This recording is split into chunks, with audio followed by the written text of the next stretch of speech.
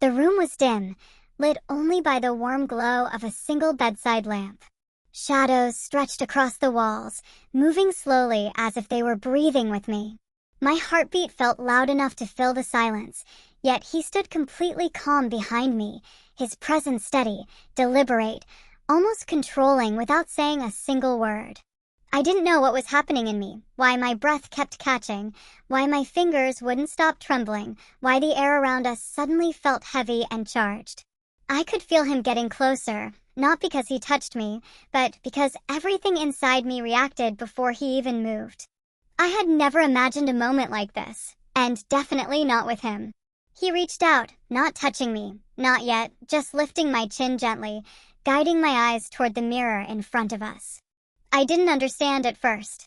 I thought maybe he wanted to say something, maybe he wanted me to look away. But no, he wanted me to see. "Don't look down," he said quietly, his voice low enough to send a shiver down my spine. "Look at yourself."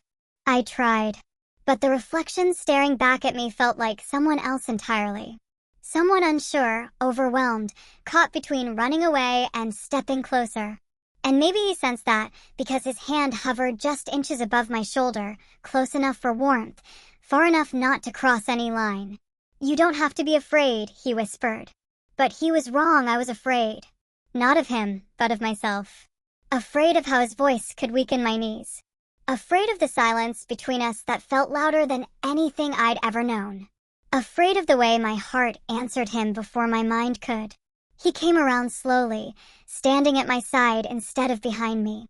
In the mirror, our reflections looked like two people caught in a moment that both of them were trying to understand. His eyes met mine in the glass, steady, dark, unreadable. I felt exposed, even though nothing had happened. He lifted the thin strap resting on my shoulder, not pulling it, not removing it, just brushing it lightly back into place, letting his fingers graze my skin for a fraction of a second. The smallest touch, but it sent a wave of warmth through my whole body. He didn't look down. He never once looked away from my eyes. "Why are you shaking?" he asked. I swallowed, trying to steady my voice. "I don't know." "You do." His tone was calm, too calm. "You're not used to someone seeing you like this." His words were both terrifying and strangely comforting. I wanted to deny it, but he wasn't wrong. No one had ever looked at me the way he did, like he could read everything I wasn't saying.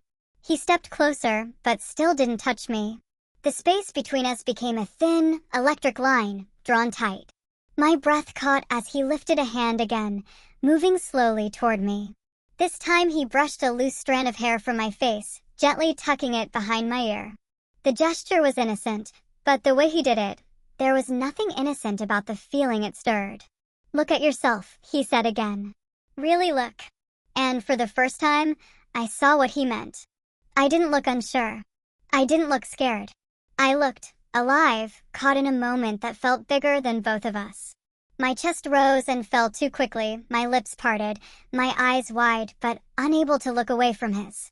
He moved behind me again, slower this time, letting the silence stretch until it wrapped around us like a second skin. His fingers traced lightly over my upper arms, not grabbing, not pulling, just guiding, steadying. I felt myself lean back, not fully, but enough that he knew I wasn't resisting. And he paused there, waiting, giving me a chance to step away if I wanted. But I didn't. His voice came softer, almost a breath. "You trust me?" I nodded slowly. "Then don't hide from this."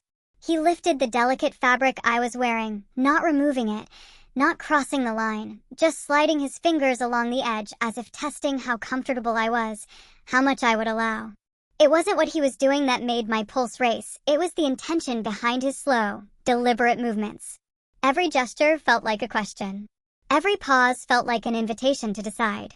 I felt him hesitate, as if giving me one last chance to change my mind. But when I didn't move, he exhaled softly, almost like he'd been holding his breath too. His fingertips trailed lightly down my back, not pressing, simply tracing the curve of my spine in a line so gentle it made me shiver. "I want you to see what I see," he murmured. "And what do you see?" My voice cracked. He leaned closer, close enough that his breath brushed my ear. "Someone who has no idea how beautiful she is." My heart twisted painfully in my chest. No one had ever said that to me, not like this, not in a voice that sounded like he meant every syllable. I stared at the mirror, at the way his presence changed how I stood, how I breathed, how I looked at myself. His hands rested lightly at my sides, still respectful, still waiting. He wasn't rushing, wasn't pushing. He was letting the moment unfold, letting me choose the pace. And maybe that's what made it so overwhelming.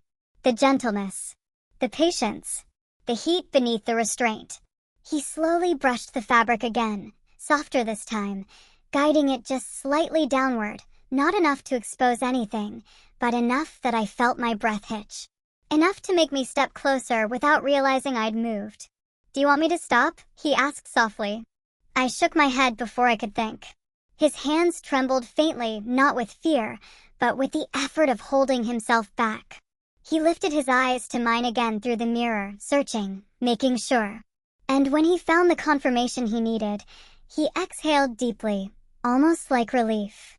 "Then look," he whispered. "Stay with me. Don't look away."